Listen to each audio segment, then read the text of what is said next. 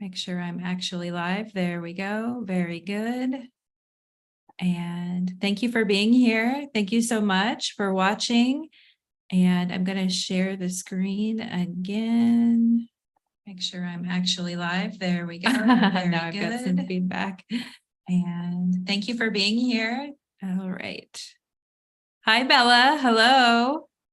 Hello, hello. And if you can hear me, give me a little howdy doody. And I am going to go ahead and share my screen. And it always takes me forever. I tell you guys, I am not good at technology. It's a miracle I can even do any of this. Okay. Ay, the technology is half the battle. And I'm going to go ahead and get the chat opened here on my phone so I can keep up on the chat. Hey, Red Eyes Bad Dragon. Hey there. Hey. And hello to everyone who may be joining the live after. If you can hear me, do give me a thumbs up or let me know if you can hear me. Let me see here. I'm going to actually, okay, good. I'm not on mute. First things first, right? First rule of Fight Club. And if you are in the chat, do let me know. Drop me a line if you can hear me. I'd really appreciate it. If you can hear me, let me know on the chat and leave me a little comment if you can. Hello. Okay, I'm just going to write, leave me a comment on the chat if you can hear me. Okay. And let's go ahead and just wanted to see if you can hear me, folks. Okay, you can't hear? Oh no, okay, you cannot hear me. Let's go ahead and I am going to get rid of, can you hear me now? You can hear me. You can hear me now? Okay, I'm taking off my headphones. Give me a thumbs. You had to, okay, good. You can hear me now? I took the headphones off. Let me know. Okay, good. You can hear me now. Okay. So I am going to go ahead and start. I took my headphones off, so hopefully you can still hear me. Okay. I'm going to ask again really quick. You can, sorry if this is annoying. You can hear me, right? You can hear me, right? Okay, I'm just going to put that first. And yes, I am doing charts right now, and I am going to start. And Cecilia, I am preparing. I have charts here that I have prepared. Good, Bella. Okay, good. You can hear me. So I am going to go ahead and get started. So first of all, thank you for being here, and sorry for all of that mishmash at the beginning there. And today we're going to be going over 8 different charts. I have 25 charts in total, and I've done the first 8 already. So I'm going to do 8 more right now. And this will be charts 9 through 16. I will be leaving timestamps when I'm done with the video so that you can find your chart.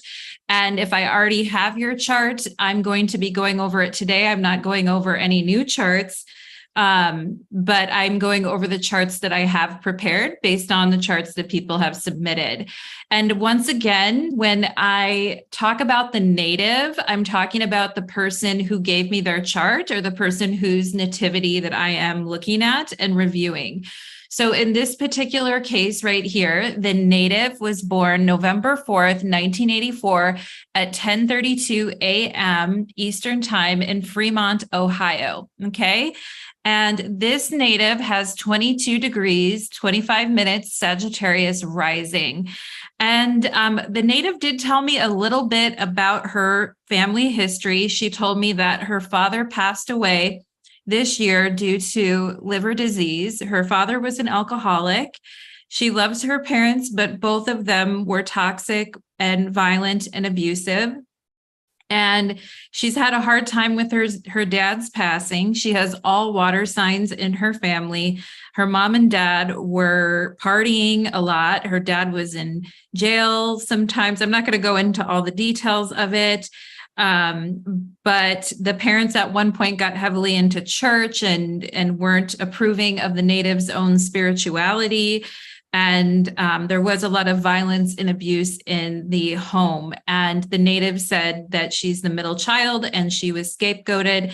And she also mentioned that her little sister is her soulmate.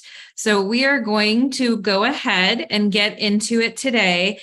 And so one thing I want to point out right away in this chart is that it is lacking in some. So when I say lacking, I don't mean the chart's bad. I'm just saying when I'm looking at the chart, I notice how many elements we have of each. Do we have more water? Do we have more fire? Do we have more earth? Do we have more air?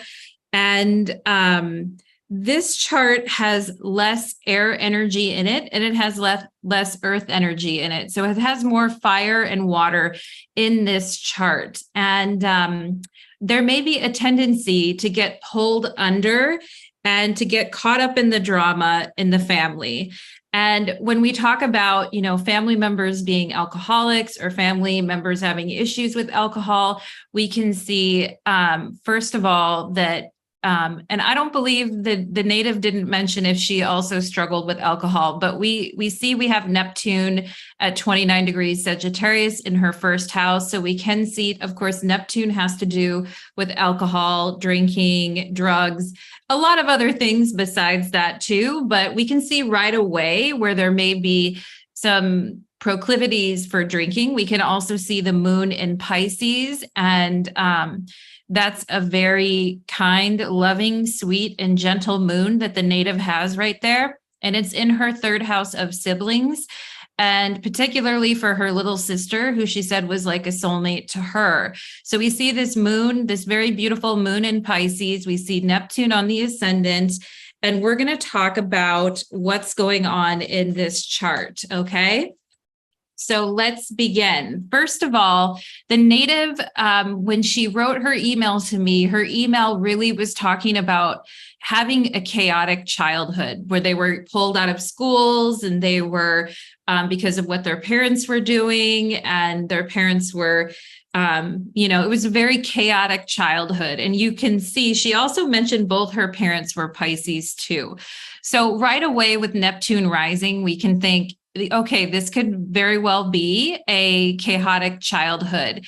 And a lot of when we have planets in the first house, it can also tell us about our early childhood environment and how we grew up. So this native has Neptune rising. And so first off, we have that. Now, the native also has this big stellium in Scorpio, several planets in Sag, a couple planets in Capricorn, gives her a little bit of earth energy to rely on, which is helpful in this chart because we are missing some air element, and we have more fire and water here. So I just want to talk a little bit about this Neptune on the ascendant and the tendency to get pulled along into the drama of the family and to get pulled under the waves where it's hard to keep your head above water because the experiences that are happening to you are just happening so quickly, and you just get caught up in the moment, in the drama and what's happening in the family. And the native also has this Sun-Saturn conjunction right here in Scorpio, which tells us if we just keep treading water, reward could be just around the corner if we keep fighting. And Sun-Saturn is very resilient. So I can already tell right away that this native is extremely resilient, extremely tough. And yes, she may have Neptune rising and she may be a Pisces moon softie, but she also has a very tough and pronounced survivor instinct within her too, that where she can keep her wits about her and keep her strong and keep her aware of what's going on. So I do think we have that there too. Now, when we have Saturn in our lives can give us tests of resolve, where we have to show how committed we are to something, where we have to show how badly we want something. How badly do I want to move forward in my life? How badly do I want to keep pushing forward? How badly do I want to keep fighting for the life that I deserve? And we can see that with the Sun-Saturn combination there in Scorpio. And Sun-Saturn also says something about the father too, because the universal significator for father is the sun. And so when we see Sun-Saturn with Scorpio, we can say that perhaps the father was angry at people that had more than him, or angry at the system, or angry at authority. Now, that's because Saturn, when we look at the history of Saturn and the stories around Saturn, especially in Vedic astrology, Saturn was the son, the illegitimate son of Surya, which is the sun. And Saturn was shunned his whole life. And basically, Saturn saw everybody else getting what they wanted and what they needed in life. And Saturn didn't get half of what everybody else got. And Saturn was the illegitimate child of the sun. So that's why Saturn can have a very sour and negative attitude towards the haves of the world, the haves versus the have-nots. And she did mention that her father was in jail. And we can see that Sun-Saturn Scorpio, perhaps with the father having some proclivities for underground activities, for criminal activities, and for also wanting to get ahead no matter what, and maybe at times being very angry and upset about the system that he was born into, the economic system, or the poverty that he was born into. And that, especially as a man, can sometimes put a big chip on a person's shoulders. So I just wanted to mention that Sun-Saturn element with the father.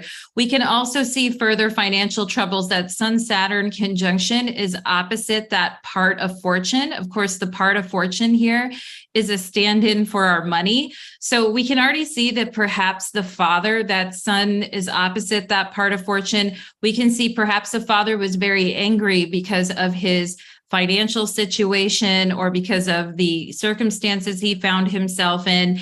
And I do think the father was a bit of a hard ass. When we see Sun-Saturn in Scorpio, we could have a father who's rough around the edges and who kind of has that old cowboy kind of a mentality, that rugged manhood kind of a mentality, or kind of that cowboy energy. And so we can see where the father may have that, even though he probably wasn't a cowboy, but we can see that energy around him of, I'll do whatever it takes. And I'm even willing to go to the dark side to do what it takes. So we have that energy showing up in the native's chart already.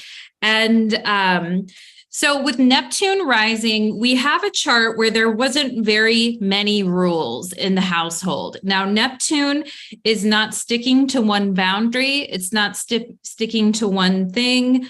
Neptune is known for its compassion and being very forgiving. And the native in her email to me talked about how she's done the best she can to forgive her parents and how she still loves her parents. And you can see there is that very Neptunian compassion that's kind of flowing through the native, and also the moon in Pisces, very compassionate, very forgiving. Of course, we know Neptune in Pisces, very associated with Christ and Christ-like figures, and people being very forgiving and compassionate and still loving people, even though they did X, Y, Z, 1, 2, 3. So we see that the native has this huge capacity for compassion and for forgiveness and all of that too. But I also think the native has a little bit of hard ass in her too. And I'm glad she does. I'm glad she has that Sun-Saturn with Scorpio, because that'll give her a little bit of a bite. And I'm glad she has that, because you have to be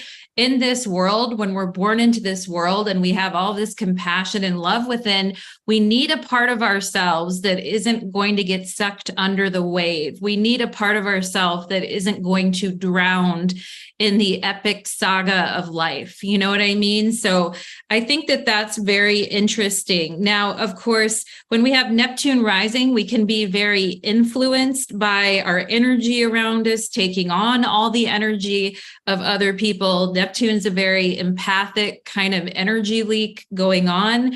Also, with Neptune rising, we can talk about themes of martyrdom. And the native wrote about how sometimes she would be protecting her sibling or protecting her mother from her father's physical abuse or protecting her siblings. And so we can see that martyr type of energy, and we can see that toughness that the native has as well with the sun Saturn, the ability to kind of take a licking and keep on kicking type of thing. And although this, I'm sure, was very unfair to the native and very painful physically and emotionally for the native to have to go through this, the native definitely, you can see that very loving and sweet spot, for the sibling right there. And traditionally, in astrology, particularly in Vedic astrology, says that the third house has to do with the younger siblings and the 11th house has to do with the older siblings. And so we see that moon in Pisces, where she was mentioning, like, my little sister is like my soulmate in life, and that very kind of sweet, loving, tender energy. So what else? Now, I wrote something about forgiveness. So forgiveness, sometimes it's like we can either be really bitter and cold about what we've been through and be scarred for the rest of our lives, or we can work on forgiveness and work on compassion. And clearly the native has set out to work on forgiveness and compassion in her life. And even after everything that happened with her father and his passing, she still, has all this love for him, regardless of what happened. So I thought that that was a very interesting thing. Now, the thing with Neptune rising too, like I said before, when we're trying to find out where is the evidence of the chaotic childhood here, Neptune rising will definitely show that. Also, we have this moon in Pisces square Neptune and square her ascendant. And I'm going to draw some little pictures for you guys today. So there's the ascendant, there's the Neptune, and there's the moon in Pisces.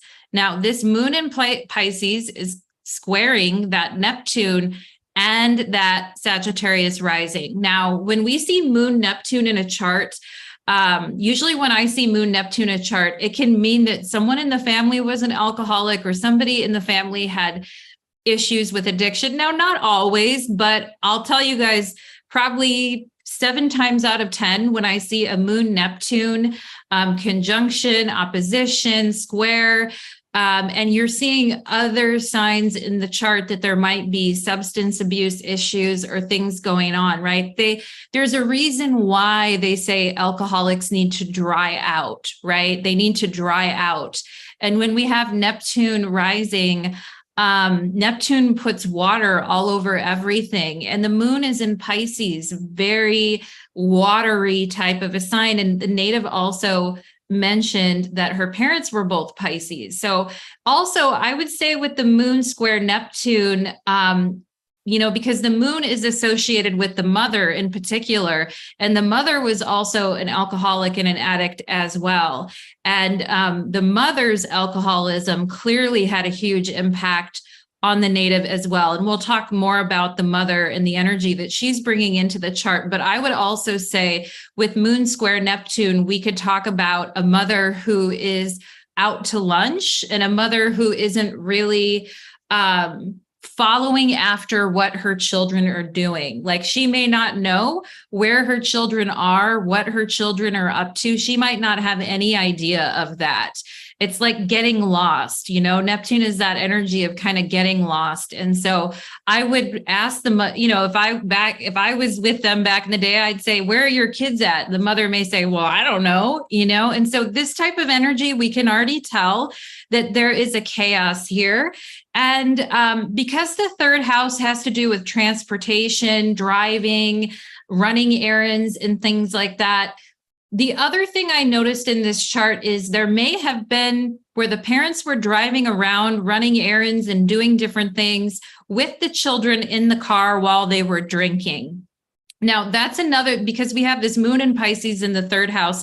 The third house is all about travel and going different places in the surrounding areas. So that tells me that perhaps the native was brought in the parents' car while they were drinking, or riding around with the parents in their car when they were drinking when they were younger. And this is indeed a very, very scary thing when we see this happening to children and they're getting drug along to different places, or they're getting left behind at different places. It's like, I forgot, I don't know where my children are. I lost my children. So that is not a good, as far as having an organized and disciplined childhood, that is exact opposite of that. Okay. And the moon is also square to her ascendant, and the moon has to do with our body and our physical health.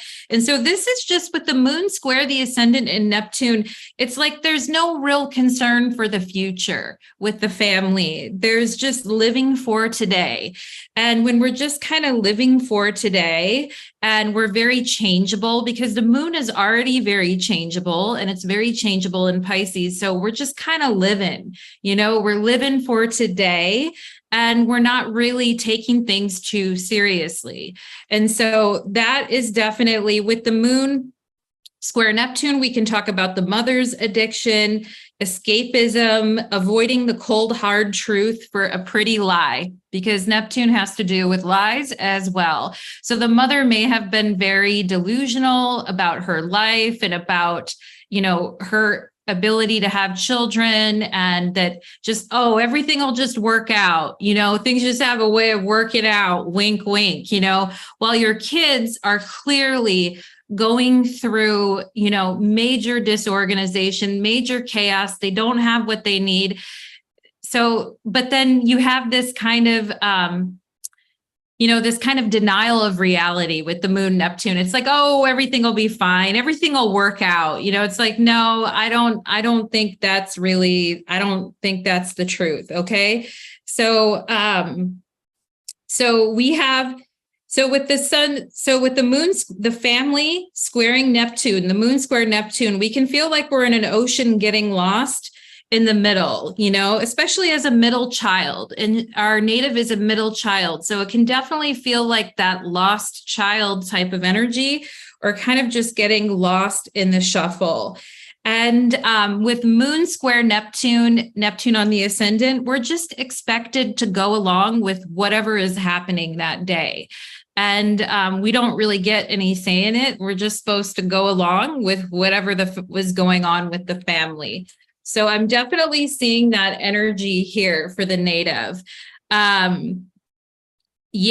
So there could be a lot of fantasies about being safe and illusions of being safe that don't really work out. With the moon square Neptune, we can also, like I said, see impaired driving, impaired vision. The moon has to do with vision. Somebody who can't see at night, driving the children around drunk, dangerous, falling asleep at the wheel, because Neptune does have to do with falling asleep and being in a comatic state. And so we could see people falling asleep at the wheel, distracted parents who just let their kids do whatever they want. And I would also say with this energy too, with the moon in Pisces in the third house square Neptune, the parents are always late. They're never on a schedule. They're not on time for anything. You can't rely on them for anything. And so that is tough energy where we can see evidence of chaos in the family. Now, we also have, I'm just going to go ahead and remove some of these drawings here. We also have this Jupiter in Capricorn, which honestly, I love to see. Now, Jupiter is in fall in Capricorn, so it's not a great position for Jupiter. But for the native, I actually feel like this is a good position, because the native has to make, it's almost like the native is going to make the best with what they have. It's like, I may not have a lot, and I may not have, everything that I need, but, I'll figure it out and I will make the best of what I have from a practical perspective. So Jupiter in Capricorn needs a practical plan and to make the best of what we have. And so I also feel like the native may had to have taught themselves a lot of things as well, because Jupiter is the guru planet and is the teacher. So with Jupiter in fall like this, we could say that the native didn't have very good teaching. She maybe didn't have good education or good teachers to help her. Of course, the third house is also the house of early childhood education. And so we see that the parents' addiction affecting that house of early education, but it's almost like the native is like, you know what? Fuck it. I'm going to do the best with what I have.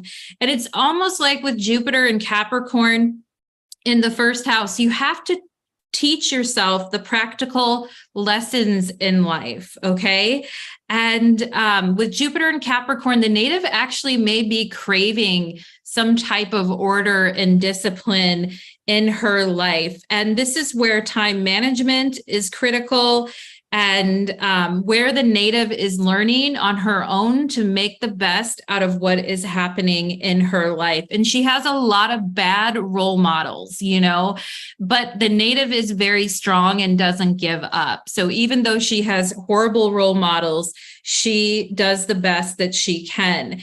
Now, this also I felt with the ruler of the third house of where we go in our neighborhoods and run around.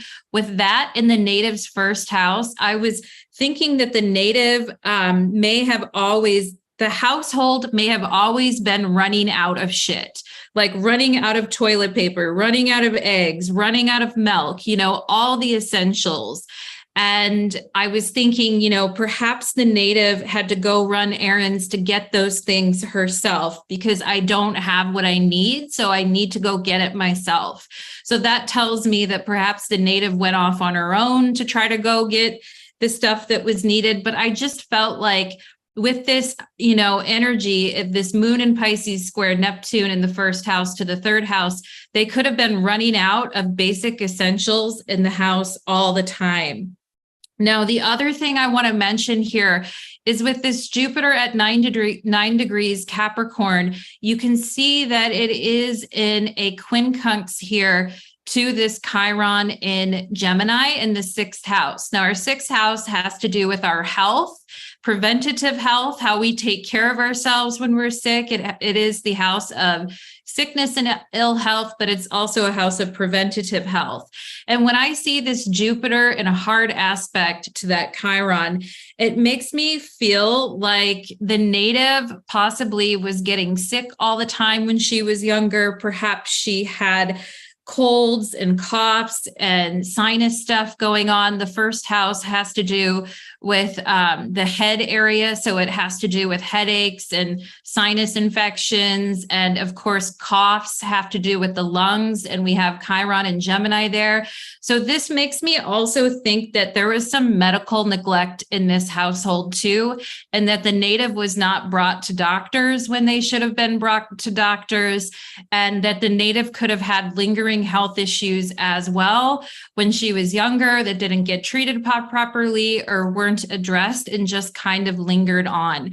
And another reason why I would think that too is because with this Neptune rising, Neptune can also make us very susceptible to infections, very susceptible to colds and flus and whatever's going around. So when I saw that, I'm thinking, you know what, this could have been an issue, like getting the kids to doctors, getting them to get care for whatever was ailing them. Like, this could have been a problem in the household too. And also, with our first house here being like how we look and how we present ourselves, the native may have been having to wear tattered clothes or things that didn't fit because that first house is, our style and our appearance, and it's in that quincunx with Chiron. So it just makes me feel, and also with this Sun Saturn in Scorpio here too, is the sun Saturn, as far as poverty goes, or growing up in poverty and getting like hand-me-down clothes or old clothes, or people making fun of you at school, because the third house is school. We have that in the first house with that quincunx to Chiron, like people making fun of the native at school for the clothes they were wearing or hygiene or whatever was happening in the household. And I think that is really, really tough, because the medical neglect and the lack of caring for your children's appearance really does create deep scars in people. So I just want to hold space for the native if that happened to them. Okay.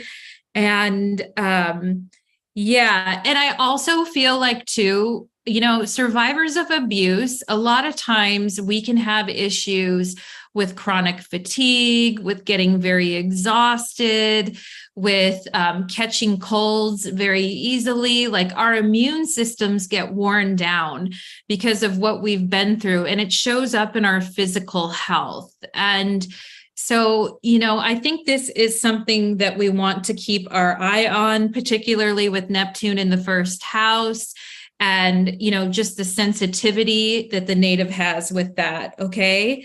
And making sure that she's, hopefully as adults, we have an opportunity to like get the medical help that we need and get, take care of the problems and the issues. So I know, and for some people who were neglected in childhood, just simply taking care of your own self and taking your own self to the doctor can be a really big deal. So I just want to continue on and, yeah. Oh, wow. I didn't even see all these comments. Okay. Yes. And the native is here commenting. And yes, I'm doing chart readings, and definitely a cowboy. Okay. So the native is saying her father was definitely a cowboy. Oh, I hope I don't make you cry. I hope I don't. I know how that is, so sensitive with the moon in Pisces, very, very sensitive. It's okay if you cry. And I still feel lost from my family and expected to be okay with it. Definitely delusional issue with the mom. And that happened with the drinking and driving in the vehicles for sure, with the children in the car. Okay, so the native is here basically weighing in. I didn't see these comments until now. So yeah, and the native is saying that she definitely had to teach herself and was denied an education in life and academics. Yeah, definitely. And having to teach yourself.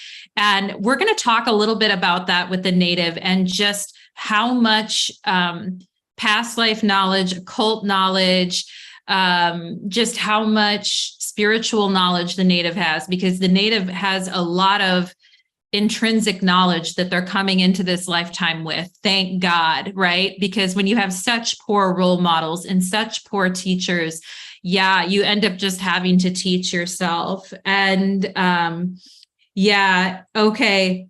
Wow. Us kids definitely skipped many meals, would give our baby sister. Oh my God. Oh, I'm going to cry. I can't read the comments. Okay.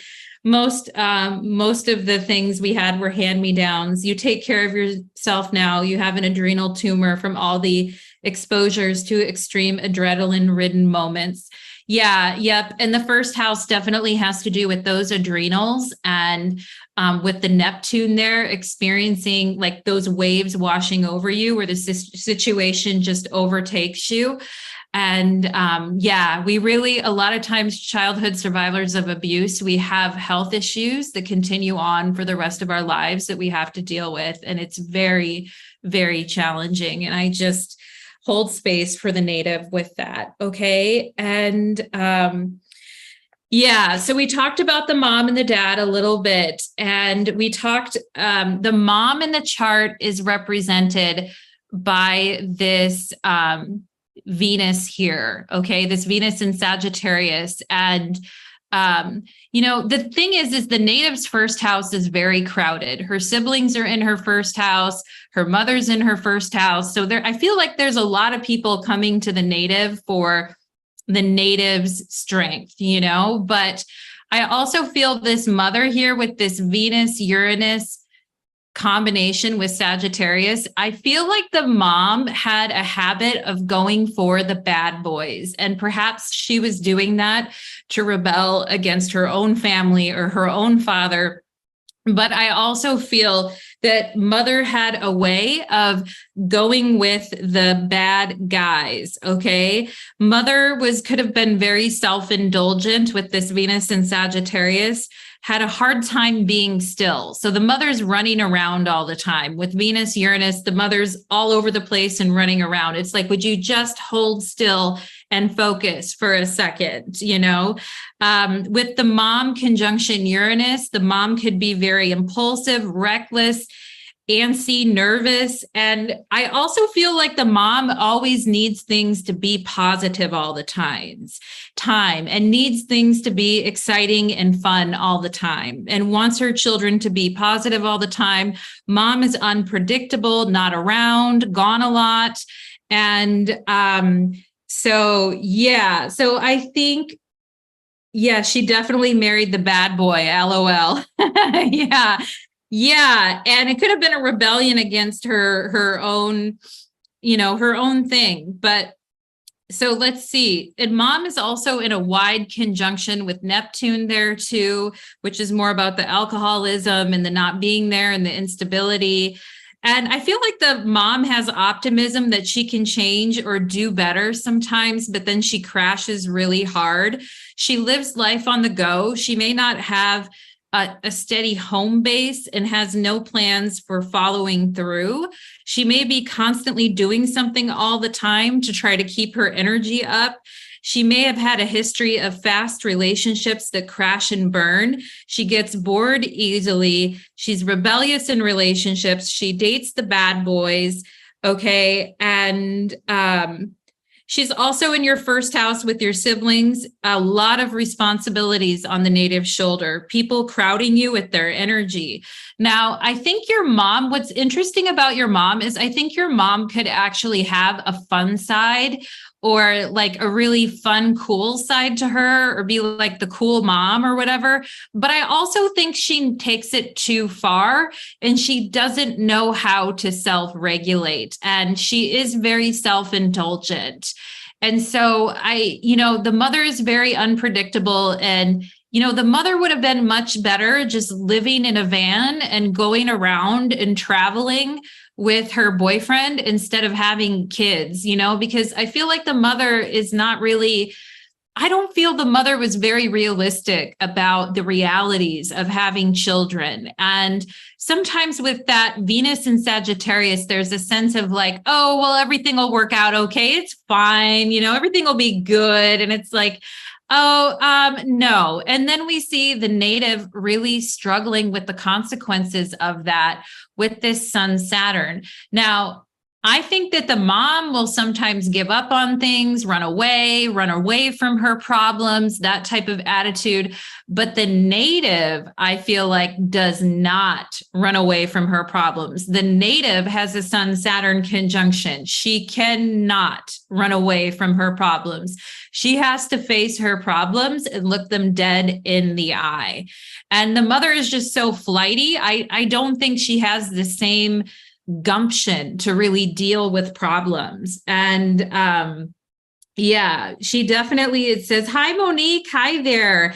Mom definitely needs excitement and needs positive reassurance of her parenting skills. Yeah. And it's like, excuse me, she can definitely be fun to be around. Yeah, I could see how she would be into being the fun mom or the cool mom or saying funny things or doing funny things. But it's like, we're not living on a hippie commune. We have to get fed breakfast in the morning. We have to go to school, and the native is much more practical with this Jupiter and Capricorn and this Sun Saturn conjunction. So the native has more practical skills, and running the house was put on you for sure. I didn't get much help. Oh my gosh.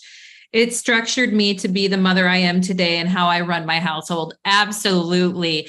And, sometimes I was just thinking, for the native, like if your kids are like, I can't get away with fucking anything, mom knows everything I do with, and she won't give me an inch at all. And it's because of that Sun Saturn conjunction in Scorpio. And I have to say, I love it. Good for you. And that's so amazing, the way that you can be with your own children. And, so like, I think the mother gets excited about things, but then quits on them or gives up on them very easily, where the native is not giving up on anything. The native is definitely bearing her karma like a freaking champ. So I want to say good job to the native. Okay. And as far as the planet that represents the dad in the chart, so the dad is coming through as this Mars at 21 degrees Capricorn. Dad is the ruler of the fourth house, or that Mars. So there's dad right there. Now, dad would technically be in the native second house of money. So you can see Mars in Capricorn is very ambitious. Mars in Capricorn is very hardworking. Mars in Capricorn could work with their hands. Now, I also feel, I was thinking, oh, maybe the father worked in construction or did some type of blue collar work that was, manual and hard labor with Mars and Capricorn. But you can see where the father is feeling the burden of the financial struggle of the family and has that on his shoulder and needs to do something about it. But we can also see how the father may become very tired and disgruntled by having to work so hard like that and then not getting any breaks, and then, may turn to other methods like we talk about with that Sun Saturn, that hating of authority, that hating of people who have it easy, that hating of people who just, show up to life with a silver spoon in their mouth. I feel like the father definitely had an issue with that, or a chip on his shoulder about that. But you can also see, and I feel there is some qualities about the native that's a little bit like her father, in the sense that she's a tough survivor. I mean, the native luckily has Saturn, and some people go, oh my God, Saturn, I hate Saturn. I don't want Saturn on me. Let me tell you guys, when it comes to not being an addict and like being very real with yourself and being very disciplined, Saturn is the thing that will stop your ass from falling into the abyss. And every time I see Saturn like that in the charts of children of addicts, it's like, okay, they're able to stop themselves somehow, okay, through their discipline, through their effort, through just not wanting to repeat the same mistakes. But I do feel that the father could be a hothead and a hard ass as well. And we have that Mars in Capricorn. So father could come home from work very angry, very upset, taking it out on people and being a major pain in the ass and being a major hard ass. And, he was a truck driver. Okay, that's very interesting. Yes. And sounds just like your kids. I can't get away with shit. Mom won't let me get away with anything. She figures everything out I'm doing, and it's like, yeah, too bad. He was a truck driver. Thank you, Saturn. I refuse to go down that path. Yeah, Saturn is the stopgap between the older generation of addicts and the younger generation that can stop that. Saturn is that stop. Okay. And so I do think the father could definitely be very much a hard ass, and he could have used the system as a reason for his drinking, or the reason why he was angry, and could probably be very self-destructive. I also feel like with Sun Saturn, the father could have had very low self-esteem too. And that could have contributed to the drinking as well, feeling very beaten down by life, feeling like low self-esteem, and drinking to get rid of those feelings. So I'm going to go ahead and read my last piece here for chart number 9, and just say that the 9th house. So here's my advice to the native based on this chart. And she's doing so well on her own. She doesn't even need my advice, but I want to talk a little bit about the native spirituality, because the ruler of her 9th house here is this Mercury. And of course, 9th house is our spirituality, our religion, our faith, our belief, but it's not just organized religion. It's also spirituality, and what we believe in. And it also, the ninth house has to do, this ninth house has to do with our ability as a magician and our ability as a tarot reader, our ability as an astrologer, very much a ninth house type of a thing. Now, this native has Mercury here, and this Mercury is technically in the 12th house due to the 5-degree rule, and so is this south node.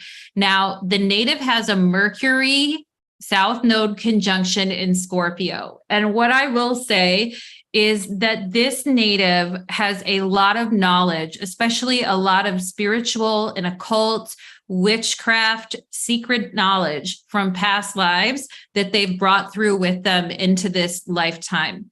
So this lifetime is definitely not the native's first rodeo at doing tarot or doing astrology. The native told me that she does tarot, she does witchcraft. The native is bringing all of that through very powerful energy, past life energy, through that scorpionic channel of intuitive abilities and gifts. And I'm getting chills just talking about it. So I know that the native has some very powerful channeling abilities, has some very powerful spiritual abilities. And so I'm sure the native is definitely leaning into that with a penetrating mind and someone who isn't afraid to go to the darker places. With K2 in Scorpio, there is that deep knowledge of spiritual concepts from past lives, astrology, tarot, witchcraft. Mercury is also the magician and ruling the ninth house. And there's this important thing with, one of the most important, there's many rules when it comes to being a magician, right? But one of the rules is to keep silent and to not share your practices and everything with other people. Now, the native mentioned that her family didn't like her spirituality, or her parents didn't like it at one point because they got really into church. But it doesn't take away from the fact that the native has all this knowledge anyway. And some of it may be very secret knowledge that she is holding close to herself. And I want to just say that when it comes to K2, K2 is the south node and the past life planet right here in her chart. Now, K2 doesn't give knowledge easily. So if we have K2 with Mercury and Scorpio, that tells me that there is some hard-won knowledge from past lives that this native has carried with them. And their test of resolve and courage because of this Sun Saturn is paying off for them in this lifetime too. And they're gaining even more spiritual knowledge in this lifetime as well. So that is very important. Spiritual studies, healing, all of this. Be protective of this knowledge and only share with the people that you trust. And I know that you have the capacity to understand this as well for the native. Now, I feel like the main things about this chart are: how bad do you want it? Your goals, your dreams, your ambitions. Test of courage, patience, and resolve. Saturn teaches us to have patience and resolve. Forced to slow down and dig deep for the answers with Mercury and K2 to life's questions and mysteries. And, but this is all very good for the native. And if you're doing this, deep learning and carrying on those traditions from past lives, then you're doing it right. Okay. So that is where I am going to leave here with chart number 9. And our native says she's very spiritual. She has been for 21 years and she does it for a living. And now your mom comes to you for guidance with dad's passing. Doesn't surprise me at all. And Art Eyes, will I be doing these again? I would love you to do mine. Yeah. And anyway, so the way I'm doing their chart now is because they sent me their chart information for a study, and that's now closed. So I'm just working through this, but I may do future studies. Okay. So let's move on to chart 10. And I'm hoping I can go faster because you guys, I don't have it in me to be online for 3 hours tonight. So I need to pick up the pace. Okay. So I want to open up to chart 10. Okay. So let's select chart 10. And here we go. Chart number 10 is December 17th, 2003, 1:52 a.m., Kirkland, Washington. Okay. And the native here is 15 degrees, 47 minutes, Libra rising. So we see here our native is a Libra rising. Now, oh, you're welcome. The native said thank you. Oh, you're welcome. Thank you so much for being here. So my next chart is the native told me for the next chart that her family comes from Wiccan spiritual indigenous bloodline, and that on her father's side, it's more of intellectualism and also witchcraft. And on her mom's side, it's more indigenous spirituality. And she says her and her mother are not on good terms. Her mother is manipulative and abandoned the native while they were living together. She says that she has high praise for her father, but she doesn't like how he is controlling about the homeschooling for the native and her stepsisters. And she said that she broke free and that she broke free from these family dynamics. And now she's taking life more seriously when it comes to her career and her social life. And she's going at an even pace and working on things. And I think that that's wonderful, because with that Libra rising, we do need to go at an even pace, and we do need to work on social life and career and all those things.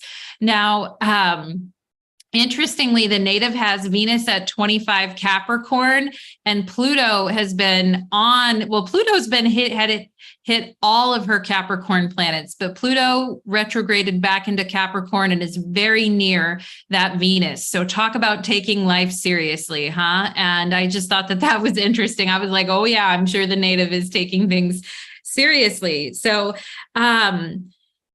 when I looked at this chart has less water in it. So there's not a whole lot of water. We see there's air, there's earth, there's some fire. The only water really in the chart is this Saturn at 10 degrees Cancer retrograde. Now, this Saturn is going to become very important because it is the ruler of the fourth house. And in the type of astrology I practice, the fourth house has to do with the father, the 10th has to do with the mother. So the father is going to be this Saturn at 10 degrees Cancer, and the mother is going to be represented by this moon at 3 degrees Libra. Right away, you can see that the mom and the dad are in a square to one another. Moon squares Saturn. The two planets representing mom and dad are in a square to each other.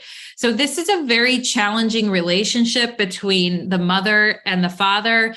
And I wouldn't be surprised if that ended in divorce or some very cold energy between those two, okay?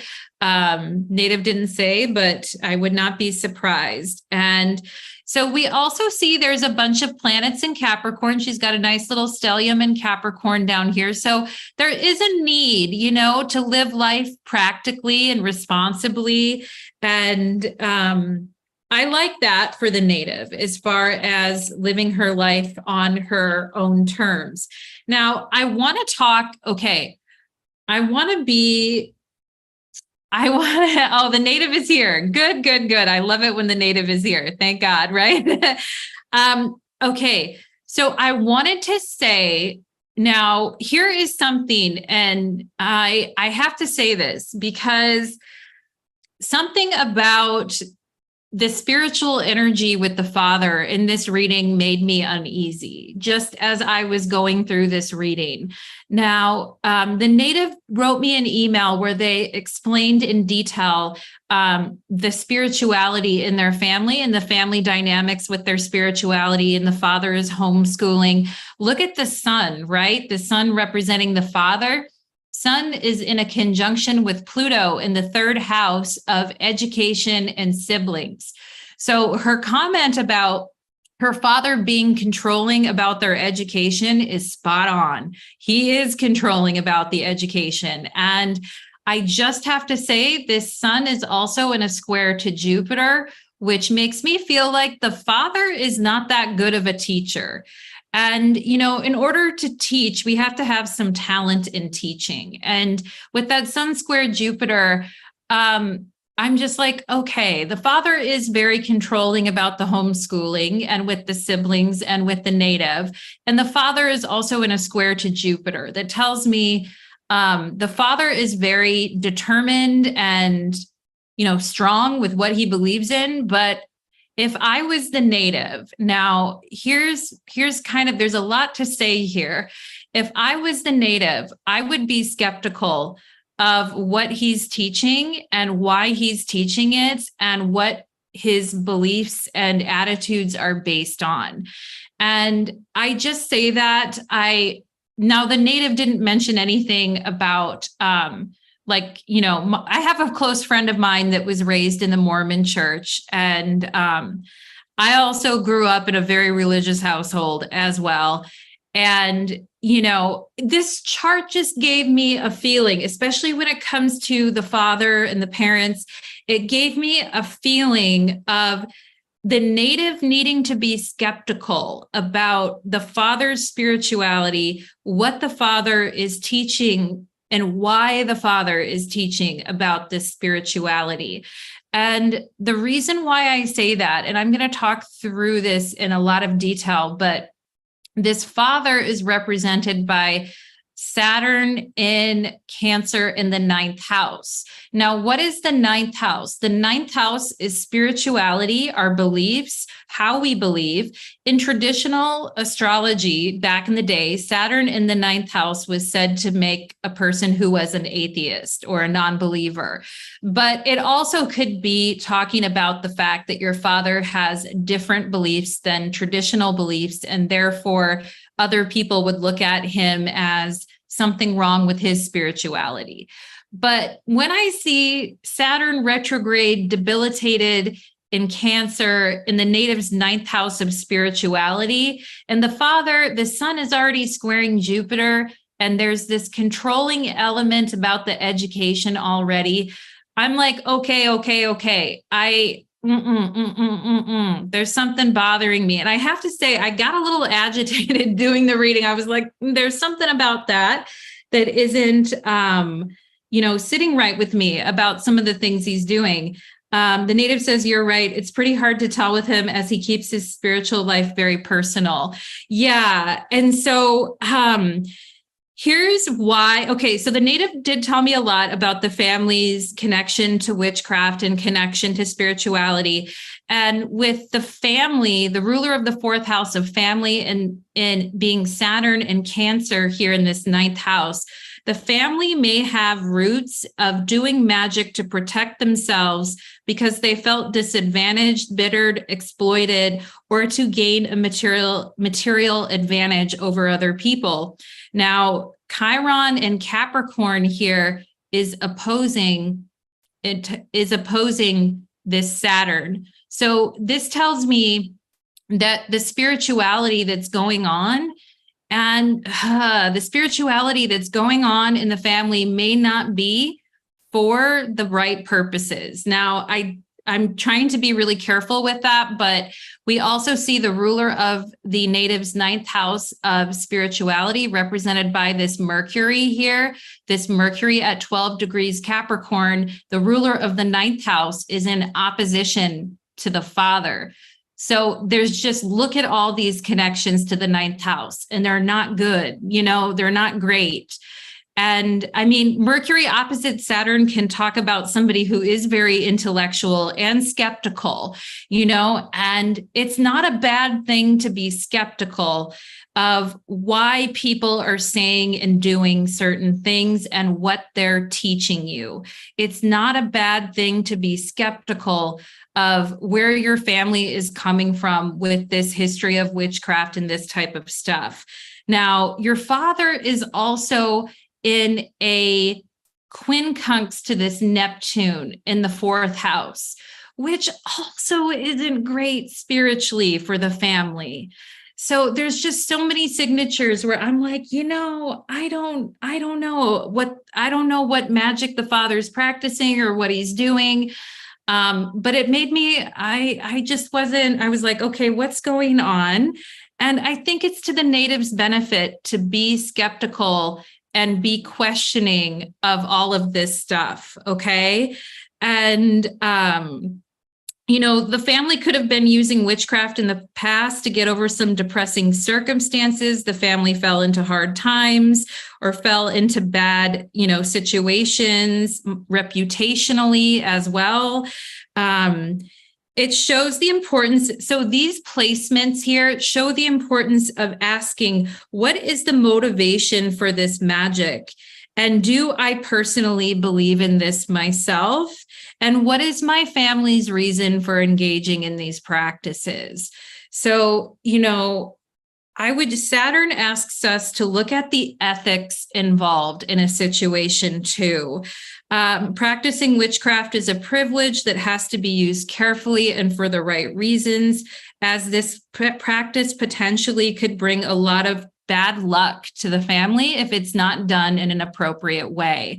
So I'm not saying that to be scary or I came from a family that had very bad luck religion-wise, like very, very bad. My father was a preacher, I resonate, I understand, but I just want to put that out there because I think it needs to be questioned. Okay. And he used to be heavy into Wicca before reverting into Christianity. Yeah. And, so Saturn in the ninth house can definitely be, traditional religion, or because someone was looked at in a negative way for being Wiccan. So then they became a Christian. There's just a lot of energy going on there. And it's a little off for me when I saw that with the father. The native may start to question her family's beliefs and wonder if they are correct. And if what she's been taught about spirituality is correct.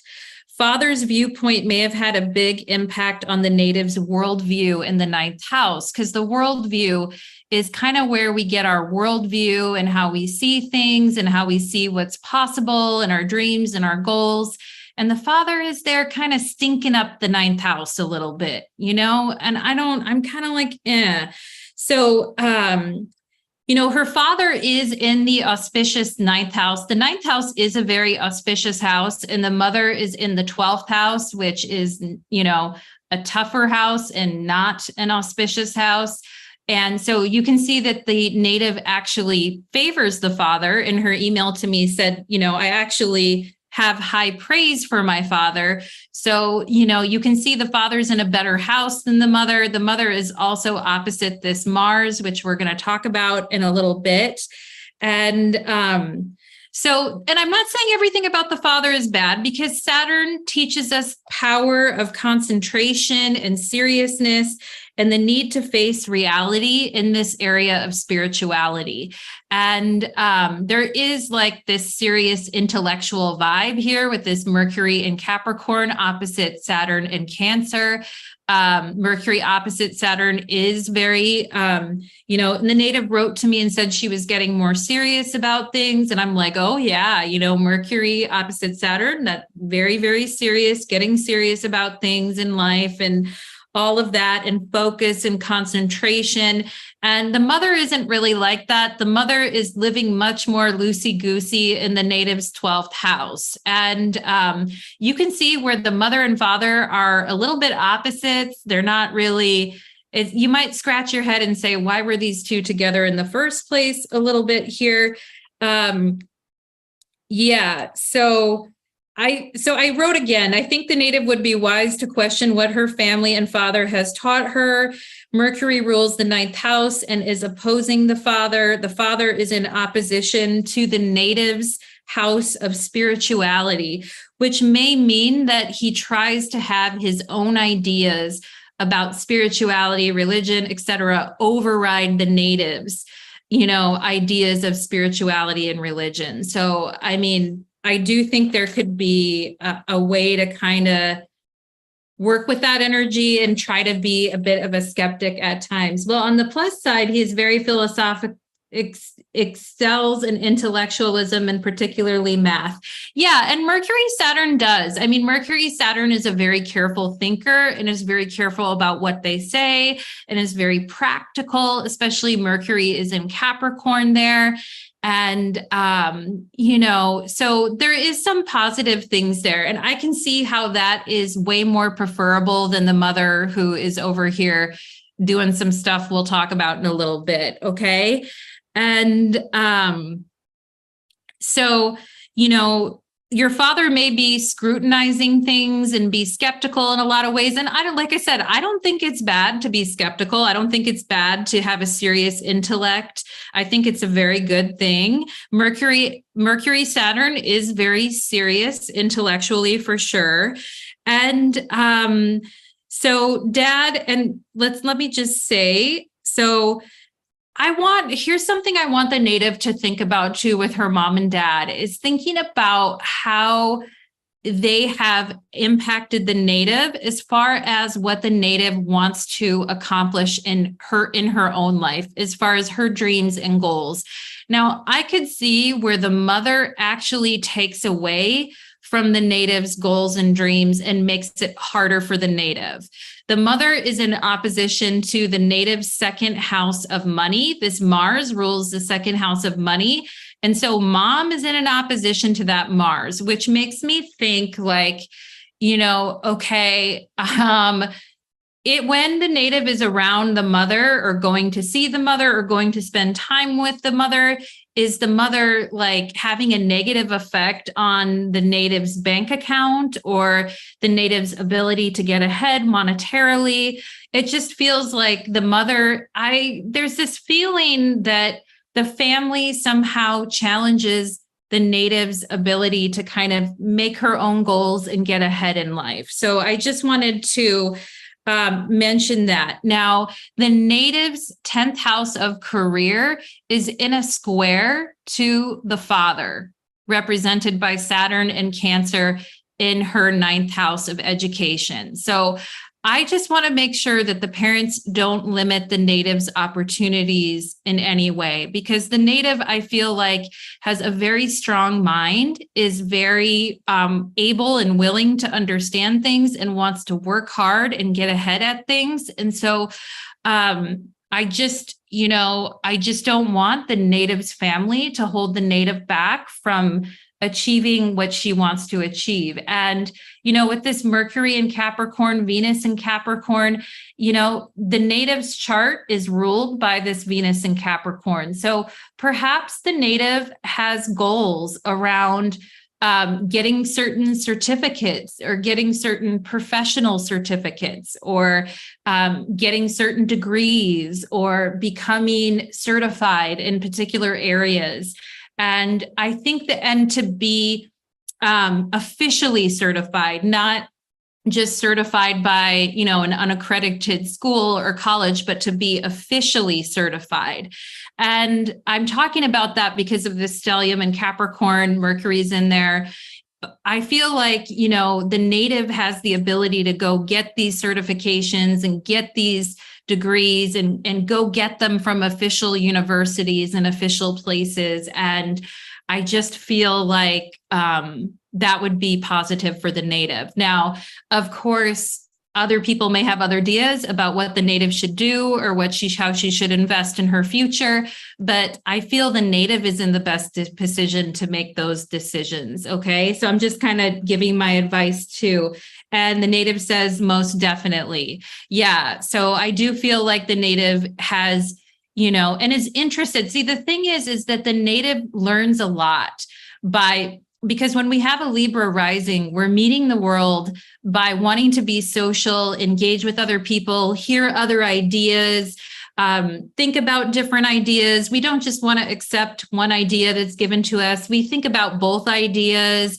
We analyze things. She's an air sign rising, so she's going to want to question things and look at things and socially be exposed to different type of people with different type of ideas. And I think that that's very good for the native. I think that is okay.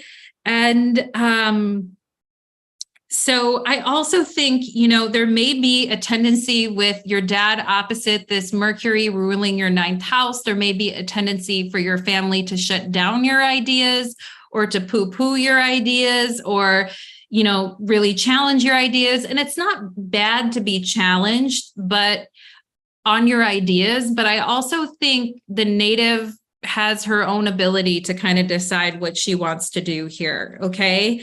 And so let's see. And there may also be this thing where people are afraid to ask a question with Mercury opposite Saturn, and a tendency for family to make you feel stupid, like you don't know what you're talking about and you're not allowed to ask a question. You have Mercury conjunction Chiron here in Capricorn. This is the key to open your understanding. And if the native has experienced any lack of belief in their own intellectual abilities or lack of belief in their own understanding, I really think this Mercury Chiron is the key to opening that up.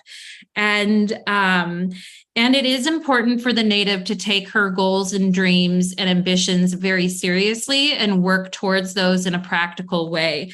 So, and actually the native is in the 4th house of the father. So you can see why, and the native is represented by this Venus in Capricorn. So you can see why the native resonates more strongly with the father, because the native is in a Saturn ruled sign and the father is representing this Saturn. So you can tell that the native is actually understanding the father more, is understanding more of where they're coming from or what their attitudes or beliefs are. But we just don't want that to override the understanding of the native's own understanding. Okay. And let's see what else we have here. So yeah, goals and dreams. And we just want to make sure that your family is respecting your goals and dreams, because your family here with this Saturn at 10 degrees Cancer is squaring your career, which just makes me think there may be times when family isn't respecting your goals and your dreams and your ambitions. And perhaps your mom at times has pulled you away from what you're trying to do, or it just needs to be respected. And, I think it's good to be highly skeptical of both your parents and what they taught you and learn about your own worldviews. Mercury in Capricorn wants a formal education, a certificate on a wall. Chiron wants practical skills as well. Chiron was a teacher. I think the native could be a very patient teacher herself, and a very thorough parent, a very thorough and patient teacher her own self. Okay. And native wants to understand how to do things in the real world, and to teach them how to, and to be responsible and determined in the real world. And so I think that is, that's very important as far as the native getting what they want out of life. Okay. And let's see what else we have. Yes. And Mercury opposite Saturn asks us to take a good hard look at what we're committed to and why, and to be careful and skeptical in our thinking. Libra is about social ideas and social understanding and understanding the why and having an even and balanced perspective and weighing things out. This is important to you, and also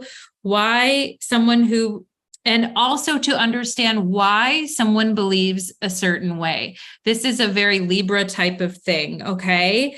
And we already talked about the Sun Pluto in the 3rd house and the controlling with the homeschooling. And and the Sun Pluto dislikes authority and dislikes people telling them what to do. And perhaps they don't want, your dad doesn't want his children exposed to that.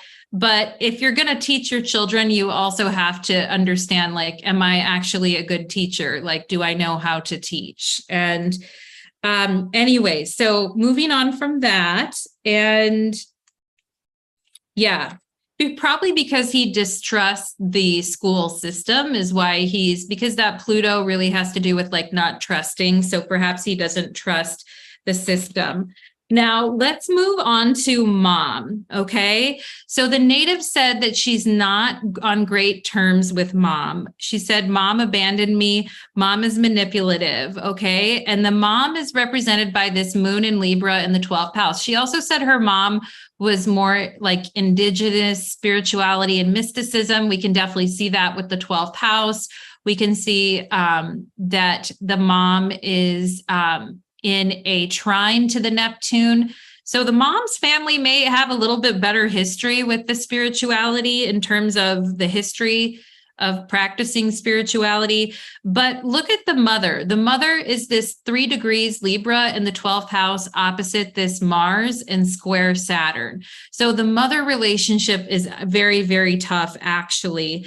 And the mother may have a habit of absenting herself and having other priorities, such as relationships, men, etc.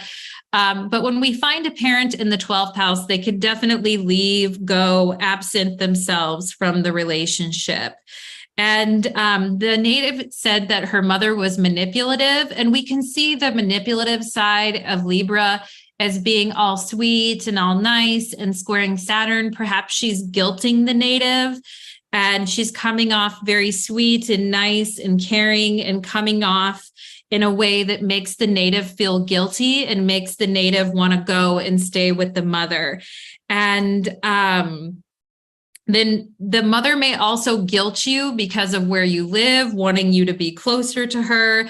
Mother could say that she's depressed and alone with the mother in the square to Saturn, and that she's by herself and she just wants to be with her sweet daughter and she just needs her sweet daughter, But then when you go to see mother is actually in a real pisser of a mood opposite Mars here in Aries. And the mom may also act like a victim and a martyr with this moon in the 12th house here.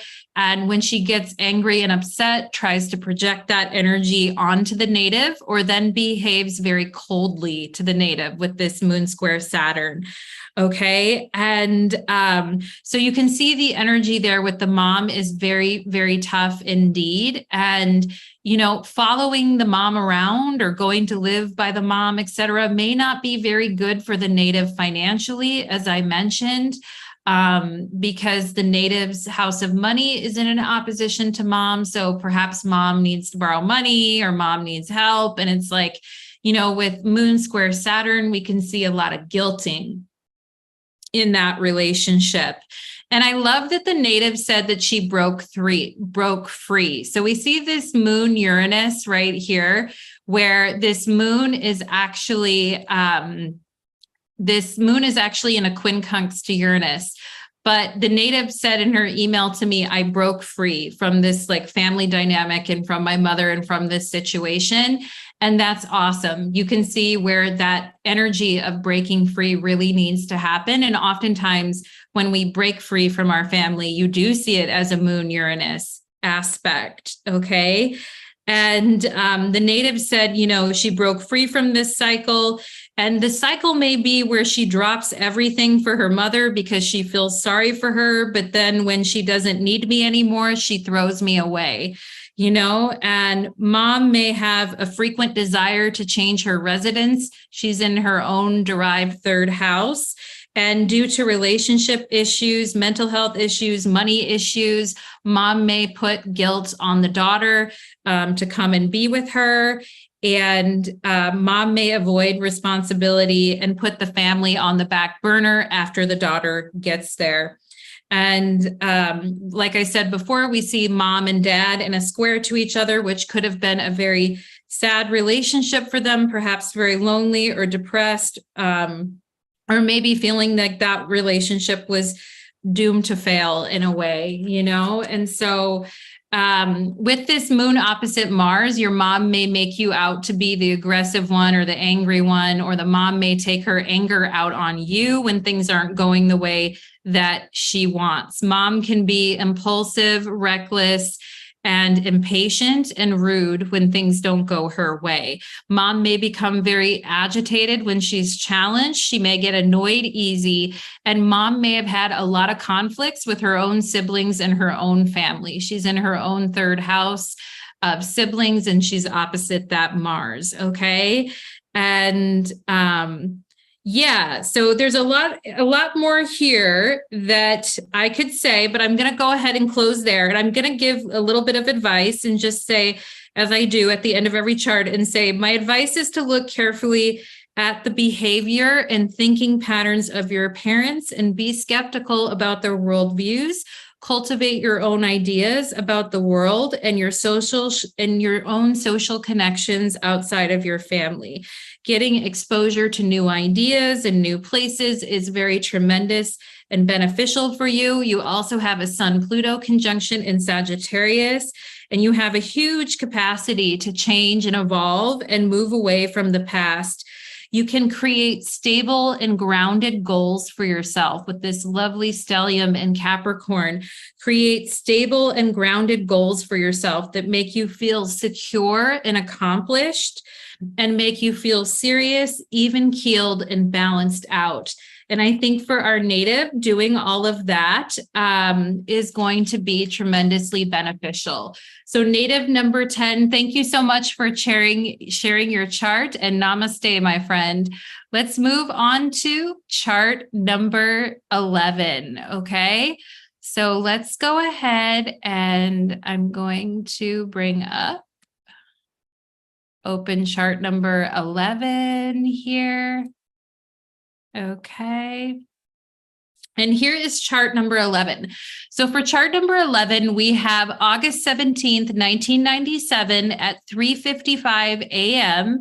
in Peoria, Illinois. Okay. And this chart actually has a 26 degrees Cancer rising. So let's go ahead and highlight that.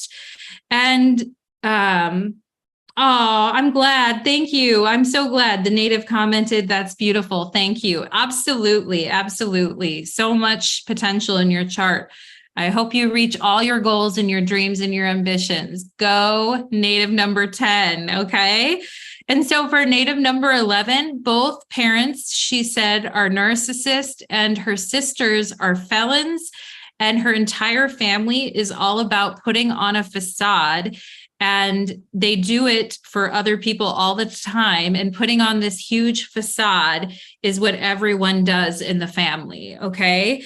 So it's interesting because right away, when you think about the energy of putting on a facade or people putting on a facade, you can see here we have the ascendant is opposite Neptune. And we can also see the native sun in Leo is in a quincunx to that Neptune.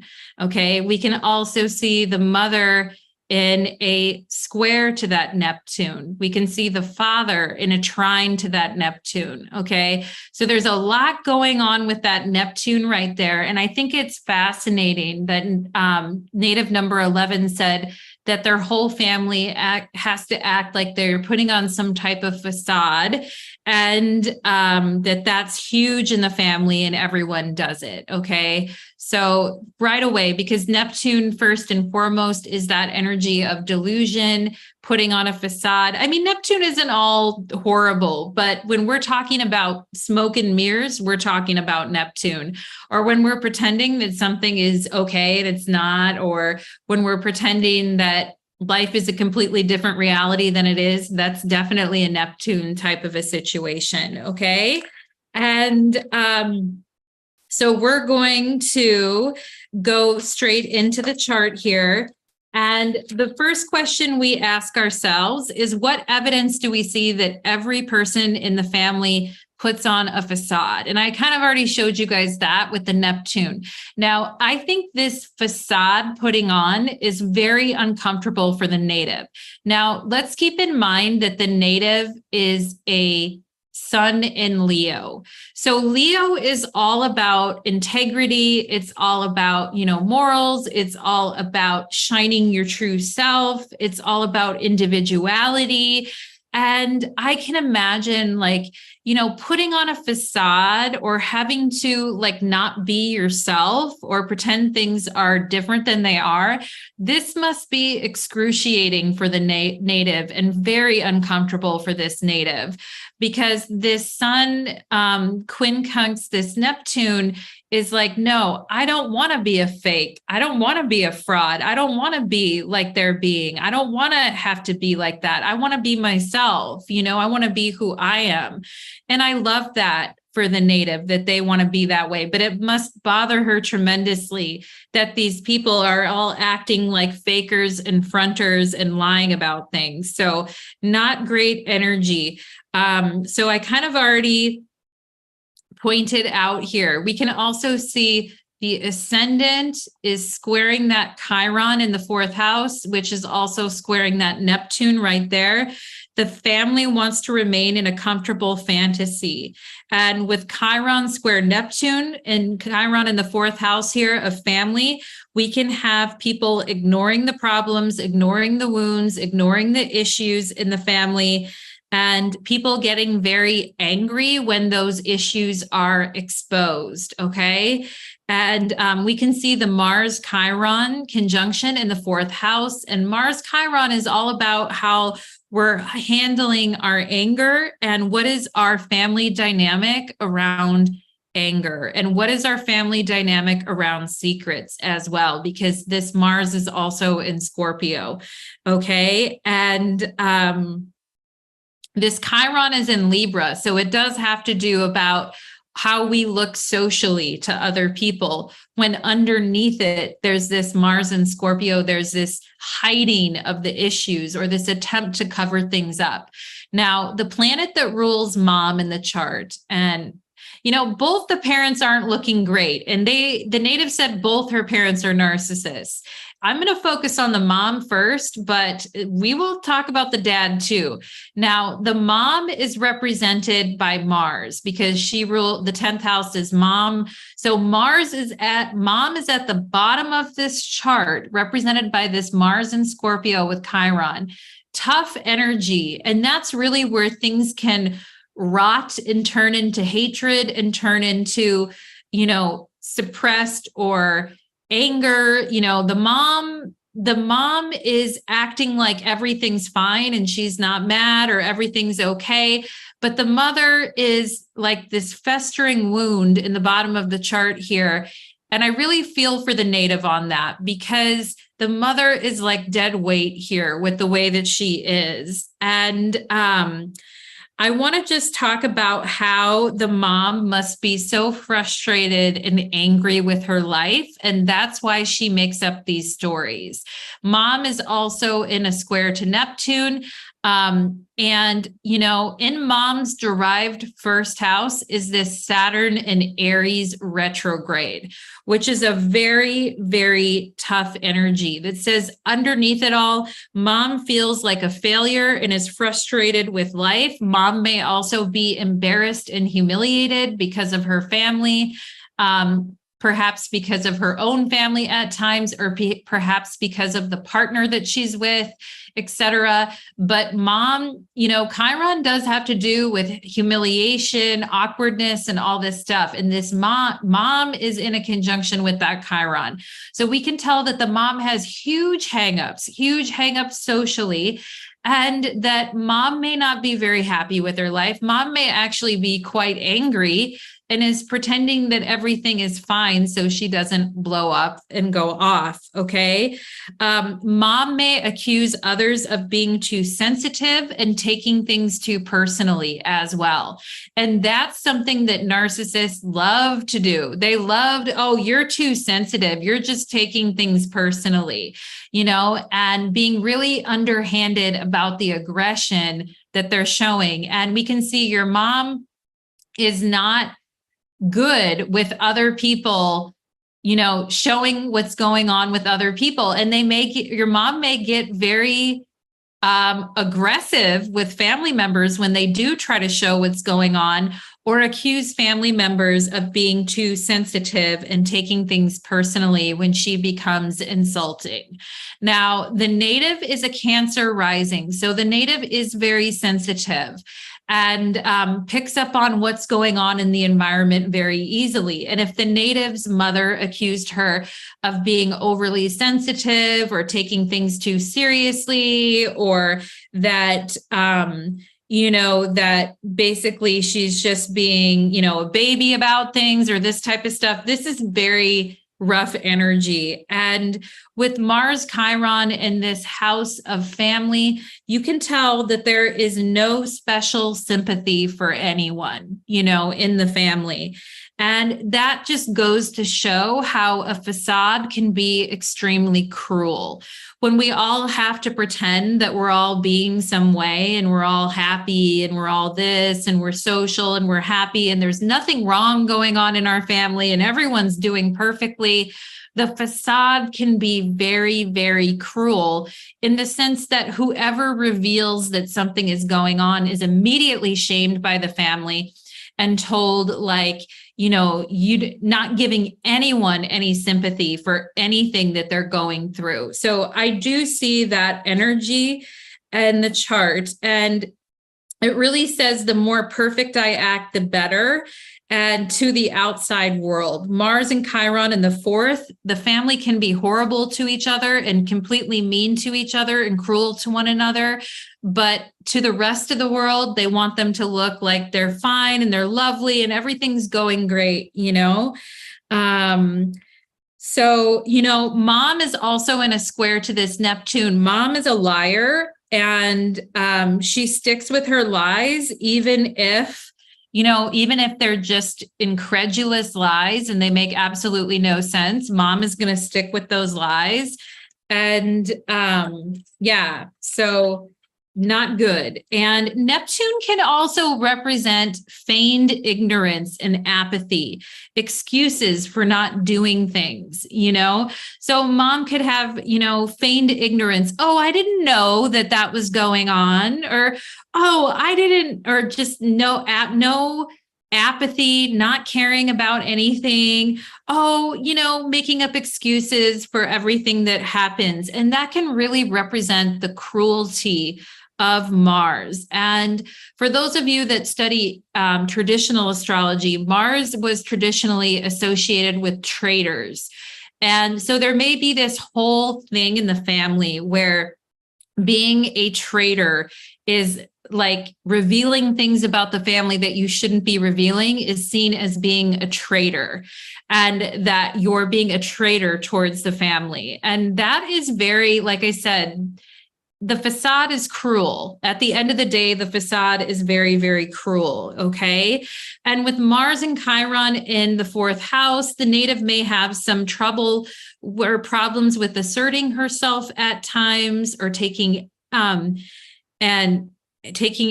at times. The mom may have look at this Saturn retrograde in Aries. The mom may have a very brash and exaggerated self-confidence to cover up insecurities and self-doubt. Okay.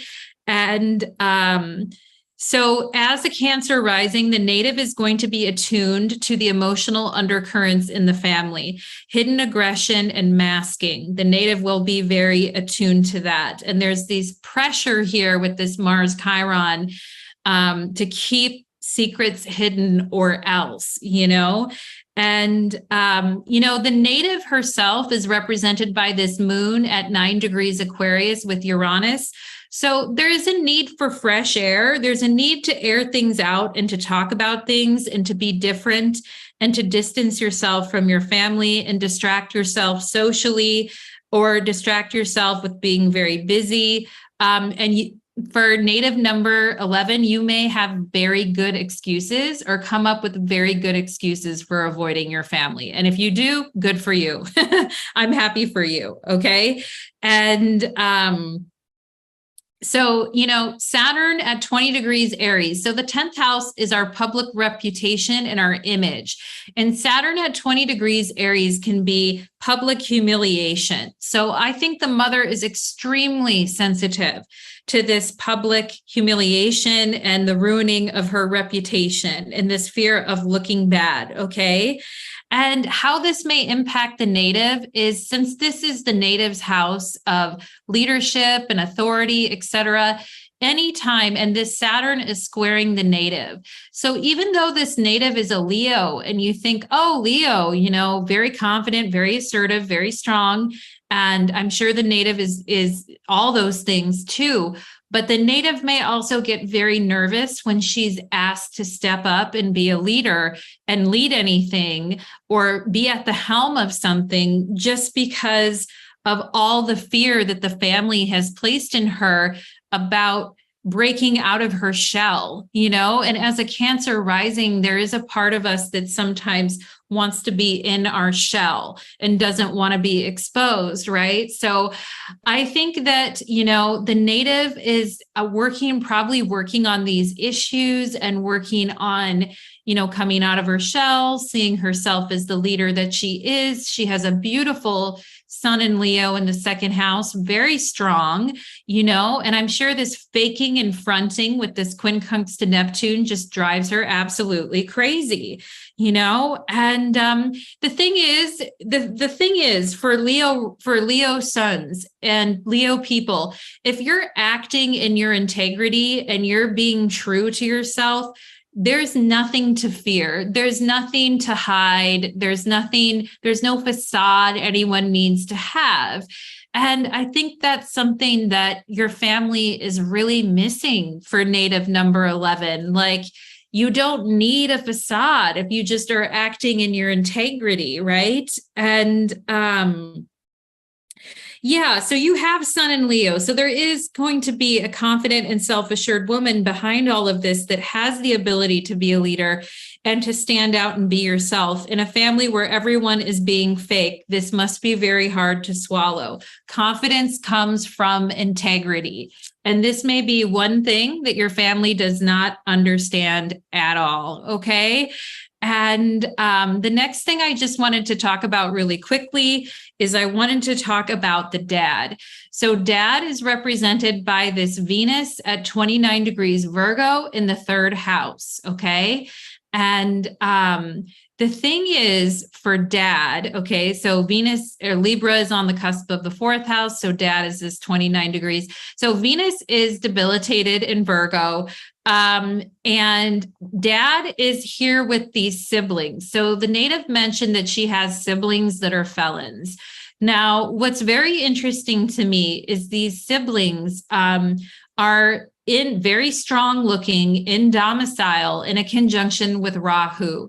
So that tells me that these siblings are, perhaps the dad tries to cover up for them sometimes. Perhaps the dad is living in a non-reality where he doesn't understand that the siblings are up to no good. Perhaps dad is listening to whatever they say and just believing it. Perhaps dad is living in a dream world when it comes to the reality of where these siblings really are and what's happening to them. And dad, perhaps with this Venus in Virgo, is protective of these siblings, has no fucking idea what's going on. Okay. Dad is in his own 12th house, but is sitting here with the siblings, defending them or with them like, like there is, like there's something here that he should be defending and there's not. And perhaps the dad takes the side of the siblings a lot or defends them a lot or pretends that they're saints, even though they've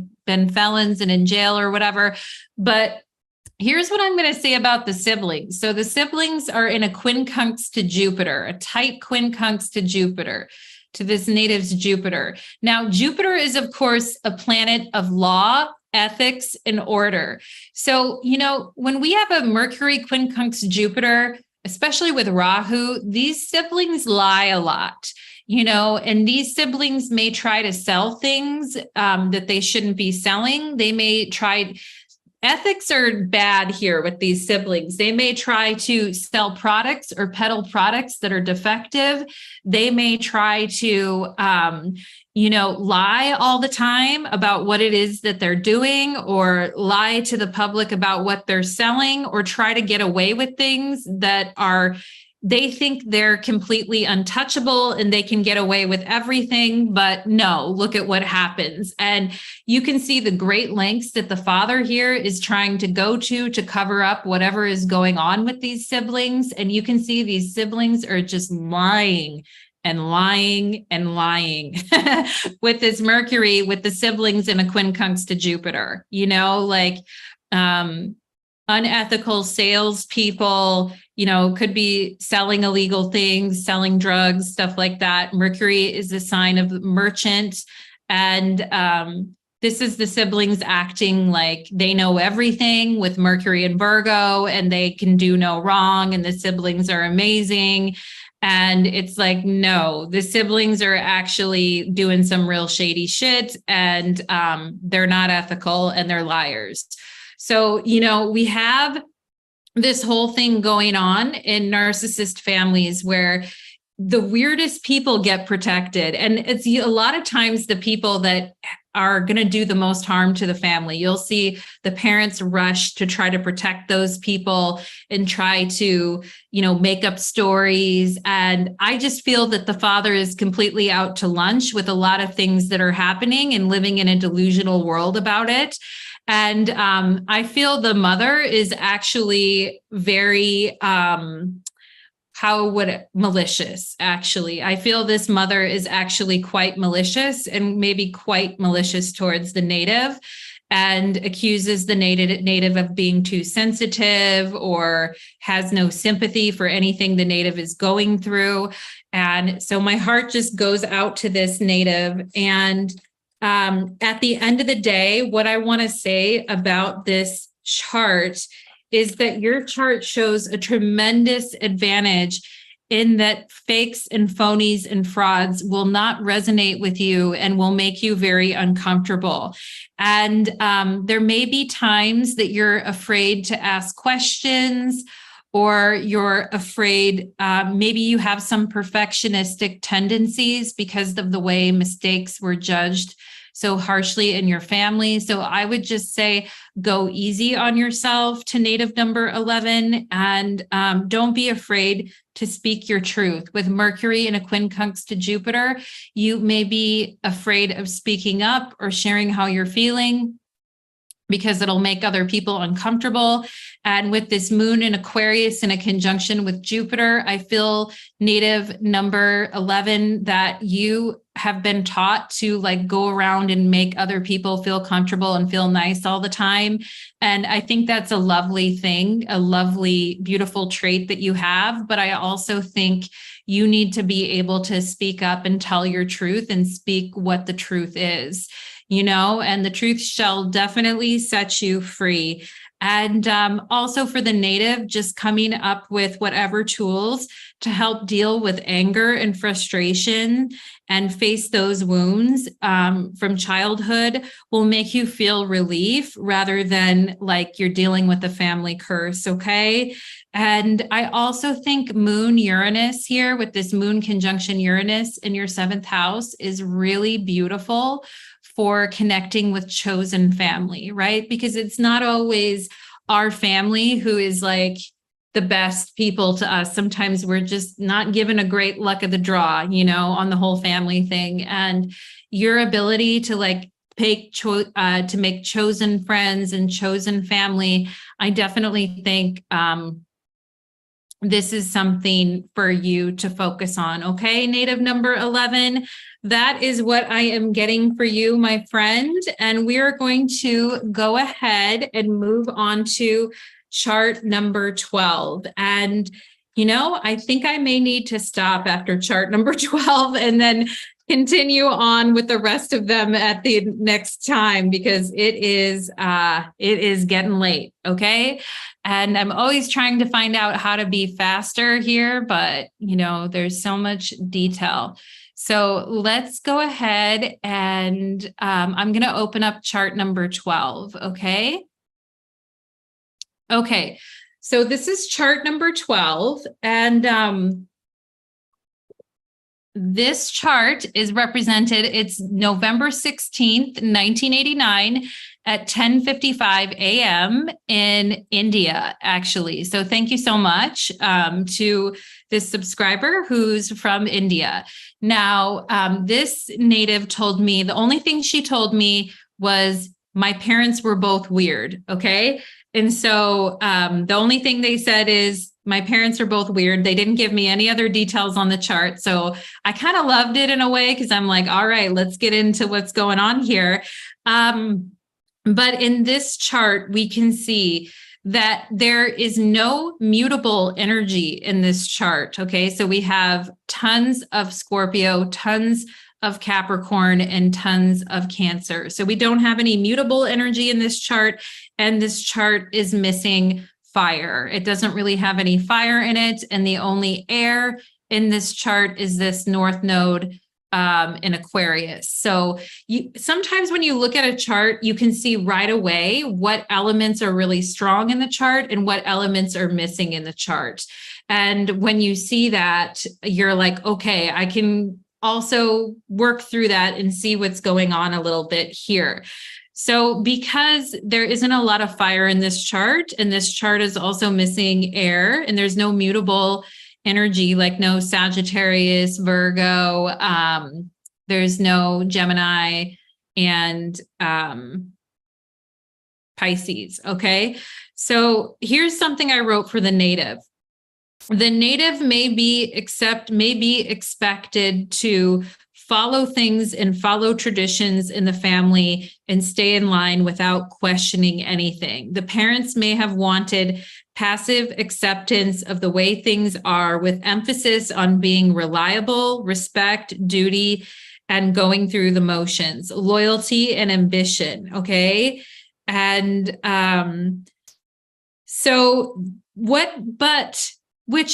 loyalty, ambition, working hard at things, these things are not bad things, but I feel like the native didn't really get to have any playtime, no lightheartedness in their childhood, no joy in simply being, maybe not a lot of fun growing up. There could have been some bitterness and resentment buried in there too, as each person in the family accepts their role. We also could have had people kind of siloed in the family and rather lonely at times, or not talking to each other. There's no air in this chart either, besides the North Node. And so, talking to one another or just expressing things to one another in the family may have been a very, very hard thing. And as a result of that, now in the native's life, it might be a little bit challenging for the native to open up to people just because of these issues and how things were in the family. And I can definitely see why the native said their parents were both weird.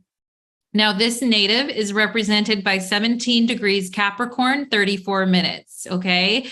So the native is a Capricorn, and the native in the chart is represented by Saturn at 10 degrees Capricorn. So you might be asking, well, where's the mother? Okay. So the mother is represented by this Mars in Scorpio with Pluto. And dad over here is represented by this Venus in Capricorn. Okay. So the native already, when we have the ruler of our first house in our 12th, we may be shy at times. We may need time alone. We may need we may just need our time to be without people barging in on us or controlling us. We may like to do our own thing a lot. Okay. And I can already see right away that mom is very controlling and wants her way a lot, and perhaps gives the native absolutely no privacy, which is challenging for a Saturn-ruled person who's in their own 12th house, okay? And we also see the father in Venus and Capricorn in the 12th house too here, okay? So let's talk about it. Let's talk about evidence that both parents were weird, okay? So first of all, let's look at dad. So dad is represented by this Venus at 10 degrees Capricorn in a conjunction with Saturn and Neptune, okay? So when we see Venus in a conjunction with Saturn and Neptune, all in Capricorn, we could say that dad feels alienated from the fun side of life. Dad may have had very disappointing romantic relationships. Dad may be very withholding and confusing when it comes to the native. Okay. And dad is in the 12th house, and a 12th house parent can be absent and give the child a mixed message with their on and off again behavior. Perhaps dad needed a lot of solitude or quiet and wasn't very warm with the native. And my feeling about this for native number 12 is that this may have had a negative impact on native number 12's romantic relationships and their ability to open up to people, because the native is represented by this Saturn and Capricorn. And Saturn and Capricorn in the 12th house can definitely be a little bit harder to open up and a little bit harder to share yourself. Now, the native 7th house of romantic partners is this Cancer here, this moon represented by the moon. And the native has moon opposite Saturn. Okay. So, as far as being able to open up and relate to relate to a romantic partner, some of the ways that these parents were to the native may make it challenging for the native to actually open up to a romantic partner and let someone in. Okay. And, Dad is over here in the 12th house, represented by Venus and Capricorn, saying, I'm doing what's best, but I'm emotionally withdrawn and hard to understand. Dad will go be by himself and be shut down. Dad may lack confidence and feel unattractive.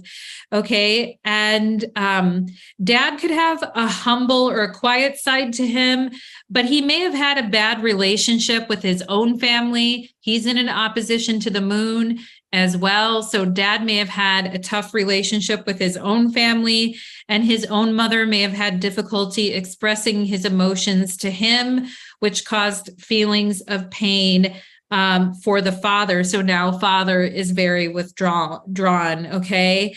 And the native's father is also opposite this moon, Jupiter, Chiron conjunction in Cancer. And here's what I'm seeing is that the native could get very sick of trying to get him to show emotion or show that he cares when it's not there. And the native's father may be the type of guy that you always have to reach out to and never calls you back or reciprocates. Now, this can get very tiring. And actually, there are some parents in the world that won't reach out to you or won't talk to you, especially when their kids get older, unless you call them first. Or if they're gone at times, they don't call you on their birthday, but they expect you to call them on their birthday. These types of things that go on where the father wants the native to take over the responsibility of, setting the relationship, setting the course, reaching out. And this this is a lot to put on a child. And I don't really feel it's the native's nature to do that anyway. So there may have been a lot of awkwardness in this relationship. And so this could set up an unhealthy pattern in the native when it comes to their relationships, difficulty opening up. Partner has a lot of emotional needs. Okay. So partner is represented by this moon in Cancer with Jupiter. Partner has a lot of emotional needs for closeness, and I don't know how to handle that or fulfill their needs. And so native number 12 may have some issues with this because their parents were so bad at relating to the native and so bad at relating to each other. And Dad may be all business and he may not like his life very much. He's in a conjunction with Saturn and Neptune. So his whole attitude could be life sucks, or he doesn't like his job, or he ignores the native for his work, or is busy, all this type of stuff. And Dad was unhappy. I feel like Dad was unhappy and wanted to leave. He's also in a conjunction with this Uranus. I feel like Dad was unhappy or wanted to leave Mom, but couldn't due to responsibilities and kids. He could have been financially trapped because of that. And sometimes, like, when a parent is so unhappy with the other parent and they don't really want to be with them anymore, but they have responsibilities, they will resent their children for that. And it's completely unfair to the child. And it could have felt like your father resented you, or you seemed like a burden to your father because he wasn't happy with his life, and somehow you got swept into that. felt more like a job. Sometimes parents make their kids feel like they're total burdens, and they avoid closeness and connection with the child, because, and they'll blame their kids for their life sucking or being the reason why they are not happy. I feel like the dad is lukewarm at best about his work or his business or his marriage. And so you could see where dad is just kind of avoiding all of that. And, there may be qualities that you share with your dad in some respects, in the sense of having duty, loyalty, and sacrifice for the people that you care about. But I also feel that he showed a lack of opening up and feeling unlovable and lost. And he probably taught you nothing about how to relate to people, even in like a romantic sense. Okay. And the 12th house in general can be a place where we expend a lot of energy, but we don't really get any benefits in return. So you could be trying to expend energy getting to know dad or spend time with dad, but it doesn't really yield the results that you're looking for.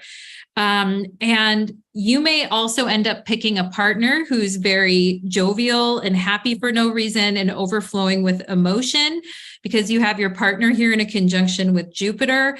And this partner may need tons of closeness, and that may feel like a lot for you.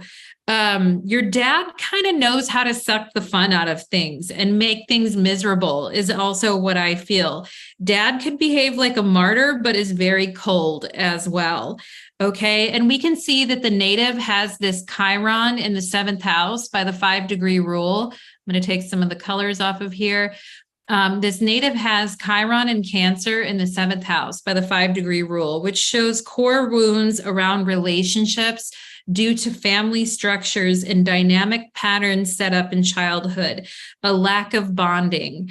It's a struggle to tell, the native may feel it's a struggle to tell someone how they feel and to open my heart. But I do have needs for comfort and to feel comfort. And for the native, some of those needs to feel comfort or to feel emotionally connected may come in the way of food, with the moon Jupiter conjunction in Cancer in that 6th house. There could be issues around like emotional eating or things like that too, to kind of fill that void. And it's hard to admit sometimes when we're around this type of energy that like I have emotional needs and I need to be brought out of my shell, or I need help with that, and I think that can be very hard when you grow up with a father like that who's very weird or checked out. Okay. The native being able to address their needs around comfort, touch, healing, and bonding could be very challenging. The native is opposite to their own moon in Cancer. And, when children don't have a lack of bonding, when infants don't really bond with their parent, or they have a lack of bonding, a lot of them have like health issues and immune system issues and problems. Because when kids are not given that bonding, it's like they fill other things in, and then sometimes they're not even physically healthy in those situations. And I hope the native didn't have to deal with that too much, but it's important we deal with these things that are passed on from our parents so that we can heal, and your dad may have put something on you saying it's your job to create the emotional closeness and the bond. And this is very like backwards thinking in a way of like lazily relating to people. Okay. Now let's talk a little bit about mom. Okay. So mom is represented by this Mars at 8 degrees Scorpio here. See, there's mom, Mars at 8 degrees Scorpio. Mars at 8 degrees Scorpio in the 10th house. And, what I see for mom is perhaps mom is represented by this very strong Mars with Pluto. So what I see is mom perhaps pursued the relationship with dad or went after what she wanted. I don't know if your dad was like particularly into her, or if how he really felt about the relationship. I kind of question that. Okay. We see a very strong, essentially dignified mom in the 10th house here, very strong Mars, where she is very concerned with self-preservation and survival. This is a tough Mars, okay? And this Mars is in a trine to the native's moon. So the mother may come across as like a tough love type of person. Mother is also coming across as stronger than dad, okay? And dad is coming across as weaker. Perhaps she was more present in your life on the day-to-day. Mom looks like she's wearing the pants, and if she's not able to, then she may become very bitter and resentful. Scorpio energy, especially when it's not functioning right, a lot of that can be about control. Mom may become very demanding and controlling around the household. Mom could be controlling about where you go, what you do, who you're with. You may feel like mom isn't giving you any privacy or space at all, and that she's way too up in your business. Mom may get spiteful or angry when she's not being listened to. She may try to have a lot of say in your partner and who you get married to as well, which, I mean, I don't know. I mean, your mom's in a trine there with your partner, so maybe they'll get along, but like she could also be trying to have too much of a say in that. The thing is that the native is represented by Saturn and Capricorn in the 12th house. So we've got boundaries, you know, Saturn and Capricorn is about boundaries. The 12th house is about needing some time and space for yourself. And if you have a very controlling parent who's constantly up in your shit and is very possessive and controlling, like, no, you know, that is not good. Okay, so let's see what else here. We have native is okay. So you as the native are opposite to your moon. Moon can also represent mother. So we have Saturn opposition moon. So the way the caretaking and the nurturing happens with the mother may be very stressful to the native, who wants to be left alone and not bombarded with the mother's over involvement and controlling ways. There can also be just coldness in the child-mother relationship when we have moon opposite Saturn. Mother may also be very good at guilting the native or making them feel bad, okay? I can also see the mother taking this side of anyone else but the native, whether it has to do with siblings, brothers, partners. I feel like the mother may take everybody's side except for the native at times. And I feel like the mom would say, well, I did the best I could with what I had. Mom might be totally flabbergasted to hear that the native wasn't happy with their mothering, because this to me is almost overdoing it with this Mars-Pluto conjunction in Scorpio. This is like way overdoing it. Way, way, way, way. Okay.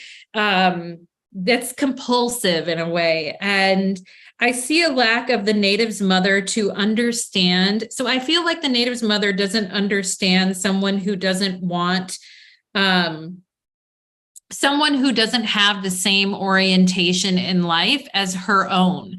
The thing is I feel the native is very different from the mother. The native is quite different.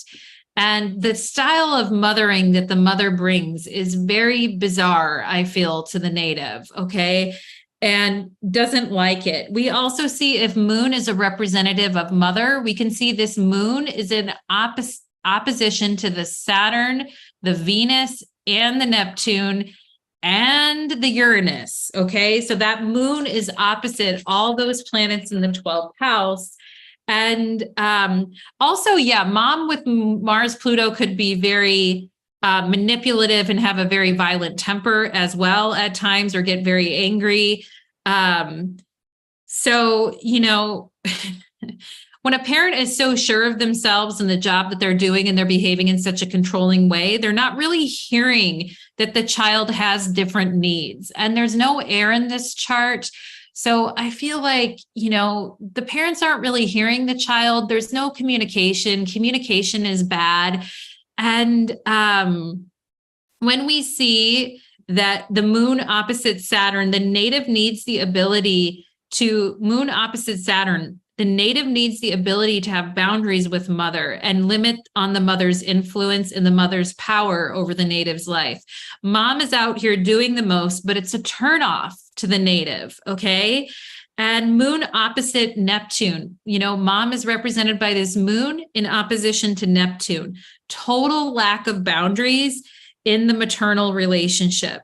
Native is Saturn in Capricorn, so this is unacceptable and energy draining to the native. Mom has a lot of emotional needs and demands that the native feels responsible for, but that is very heavy for the native. Obligation with moon opposite Saturn, there's a lot of obligation in that mother-child relationship that's baked into the relationship that feels very uncomfortable for the native. Okay. And, the native is also here as Sun Pluto, and so here's what I think. This sun is also at the bending of the nodes. Okay. You can see the nodes there at 20 Aquarius and 20 Leo. This sun is at the bending of the nodes. I feel that the mother may have had a father who was very demanding, controlling, aggressive, manipulative, etc. And perhaps the native is like her own, perhaps the native's mother is like her own father was. And I also feel that this sun is ruling the 8th house, okay, of longevity. And this sun is at the bending of the nodes with Pluto. So I do feel that there could have been a death of a father in the family, whether that's the death of this native's father or whether it was the death of the mother's father. But that must have really shaped the mother into becoming the drill sergeant, control freak that she is, but there is something there about that father relationship for her, and possibly the death of a father is what I'm seeing there too. Okay. And anyway, so I feel like the native is saying I should be able to be myself and not be controlled and manipulated by others, and that really is the battle cry of the Sun Pluto conjunction. I feel like the native is very hardworking and may obtain power in their job or their role or whatever it is that they do with this Sun Pluto combination here. But I also feel like the native is just saying, I don't want to be controlled by people. And I don't want to be constantly monitored by my mother or other people, and I feel like your parents are opposites. It's like your father is like off in no man's land and your mother is like very controlling and aggressive, and they just miss the boat. Like they really don't get it right with the native. And I can see why you wrote both my parents are weird, because to the native, it's like neither one of these people are reasonable, and my advice to the native is to work on your capacity to open up in relationships to the extent that that feels safe for you when you're ready for that. Define your boundaries with others and let yourself be your own person without the influence of your parents. You have the power to change things and make a lasting impact on future generations in your family. Don't let anyone stop you. Okay. And with all this 12th house stuff too, you could definitely get involved with charity work, social responsibility work. You do have the North Node in Aquarius, very humane type of an energy, selfless service to others to help boost your karma. Focus on your positive qualities and your health goals, especially if you have health goals around eating or emotional eating or getting that kind of stuff under control. Stay grounded in your spirituality, and you could be doing things related to grounded spirituality, such as growing plants, gardening, and caring for the earth. And I think all of these things are very healing and wonderful for you. Gardening, caring for the earth, service, helping others, taking care of your health, and just moving on, because these parents really didn't give you a good idea for the person that you are. And this is where parents really don't flex to their children at all. They're very rigid and they don't make any, and I feel your mother is this way too, like no recognition of what it is that you actually need as the child and how to like bring you out of your shell or how to help you grow, and I feel both of your parents really didn't know how to help you grow.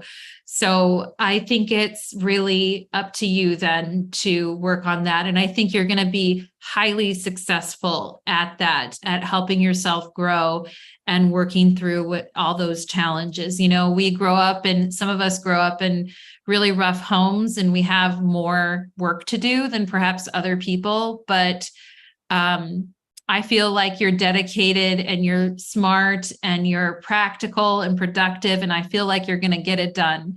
Okay, chart number 12. And that is what I have for chart number 12.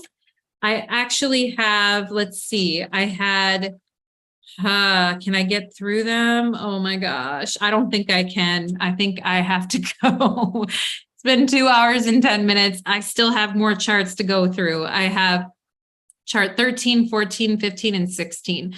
So I have 4 more charts to go. And I've already started. Maybe perhaps I'll do the other 4, perhaps maybe on Tuesday night in a couple of nights. But thank you so much for those of you who joined the live. And if I haven't gotten to your chart yet, you're almost there. You're almost there for those of you. And you may not know like what order you're in, but I do have 4 more that I need to do. And perhaps I will do those on Thursday night, a couple nights from now. Okay. So everyone, I want to wish you the best. And I want to wish you many blessings in your life, and namaste. Take care, my friends. I am going to go ahead and look at all the funny drawings and end the live. Okay. Let me go ahead and do that. I hope everyone has a beautiful and blessed evening. Thank you for hanging out with me too.